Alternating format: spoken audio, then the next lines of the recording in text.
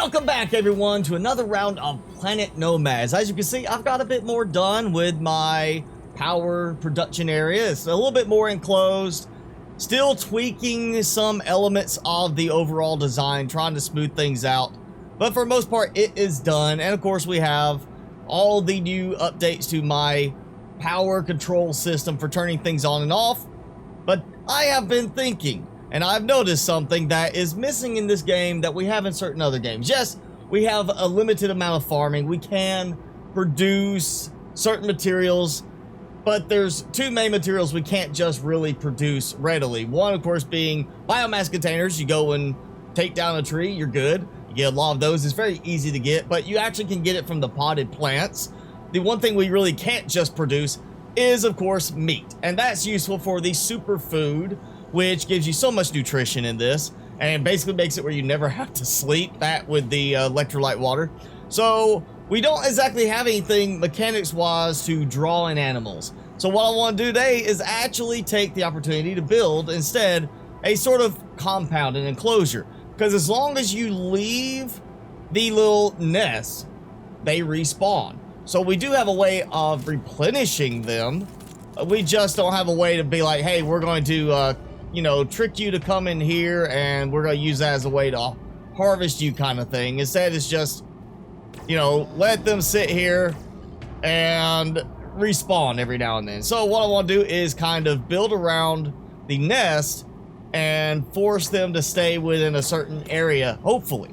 So I've never really played with the fence that much. It's just not something I found to be like that useful overall. It doesn't conform to the terrain really, and you see it's already like I'm gonna have to stagger it kind of like that. It does at least snap a little lower, and there you go. I already got one of the animals spawned back in. So yeah, that is, you basically conform it to the terrain based on this, and I'm hoping that they will not travel outside the terrain area. I'm fine with having them go down to the water. They need water, you know, so we'll have them go down to the little waterfront area, but I just want to see if this will at least kind of create an enclosure. Oh, no, he sees what I'm doing, and he is not happy. He's like, you're trying to restrain us. No, you will not do that to my family. So I'm right by the solar panels, and I can just keep hearing it clicking, you know, on and off, like that little buzzing sound it makes. And every time it seems to stop the buzzing sound, I lag up. So as cool as that concept is, it seems to be getting more problematic than it is beneficial. So I might be just taking these out. Oh, you want to try to get in? You want to get in before? Oh, wait, what? Okay, so we already have a problem. This guy was supposed to be inside the containment, and apparently he's already spawned outside of it. So apparently I did not get far enough in the radius. Oh, how cheater! That was cheating. All right, so the first enclosure itself is complete, at least in terms of the fence. And what's interesting is, after I started to get it filled in to about here and started actually completing it, which the fencing is expensive in terms of the plating Mark 1. It's 4 plating Mark 1 for a single basic frame on each one. So yeah, you need 4 times as much in the plating. But once I started getting into a certain point, these guys started actually coming in, like trying to get into the enclosure, as though they realize they're getting blocked out, and then staying. And I feel like I'm going to end up having to stack. As much as I don't like the way it looks doing this, I'm going to have to stack on some of these to keep it at the right height. And somebody's mad at me again. So I cannot mount this on top or connected to the fencing, but I can place it off to the side. So I kind of feel like I want to do that. But I also want to do maybe like, instead of just putting it right there like that, I'm going to put a post for it and then post it on top of that. So we've got a little bit more height to it. Let me see if I get close enough to a dispenser. Yes. Almost. So yeah, that should work. I just need to pipe some power out this way, which is actually not going to be that bad. Just put some power here and trunk this way and that way with switches. All right, well, that one's on, and honestly, it's a bit underwhelming. It's really not putting out that much light. Let's try doing this one. So we got, actually, let me turn that off. So that's how much coverage I get from that light right there. If I do this one, well, I mean, it's more directional. It's not like a spread light. So, I mean, it does give a little bit more range to it. Let's actually compare it with this one, too. And we'll see how well this works. And then just based on that. So that gives a lot more light right here. Partially also because of where it's at. That gives more light in the distance. I'm thinking combination. Take the big pylon out. Put one of those on top. Which, oh, I marked it on, or stacked it on that one by accident. All right, so what we'll do is we'll go with that one.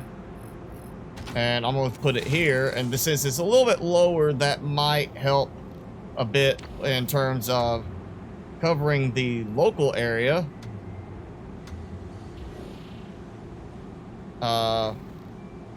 Okay. So apparently it defaulted to off for some reason. So there we go. We've got some light. You know, it's not great, but once I add a few more, and oh man, he did spawn outside. I'm too close to the nest, I guess. So maybe I can figure out what the outer range is and just, he's kind of close to it. Not like he's that far away. So all of them seem to be appearing in the enclosure, except for this one guy.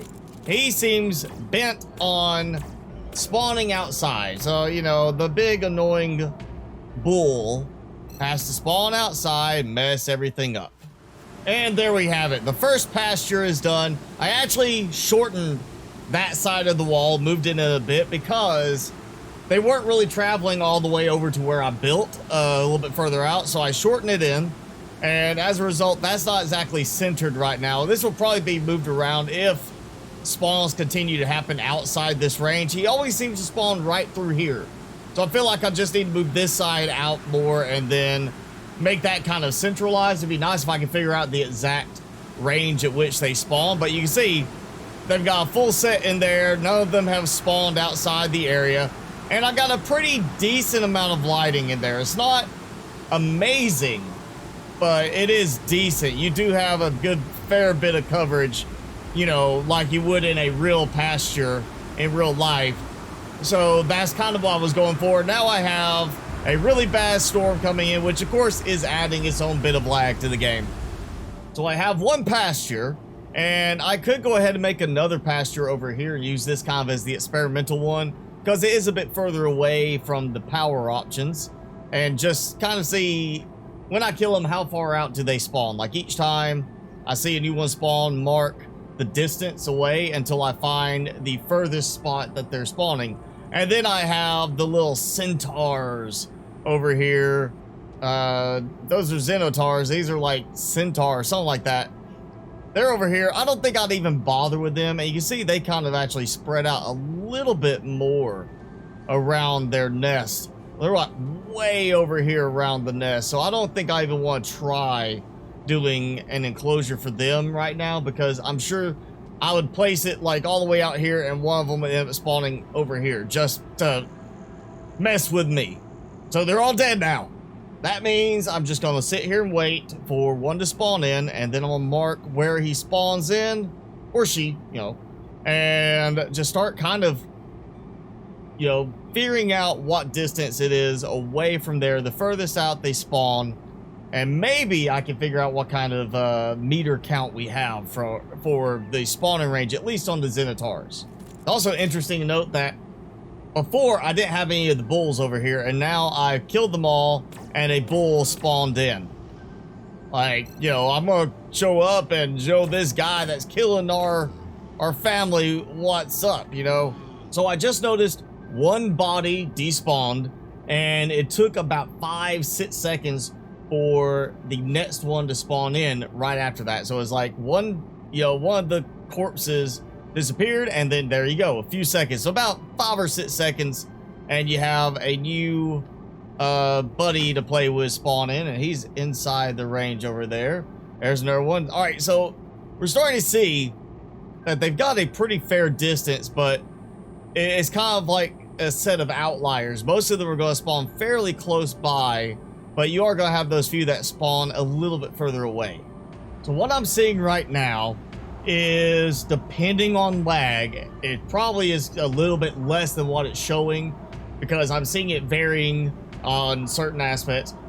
It seems to be about 90 seconds from the time you kill the creature to the body despawns, and add another 5 or 6 seconds for it to respawn in optimally.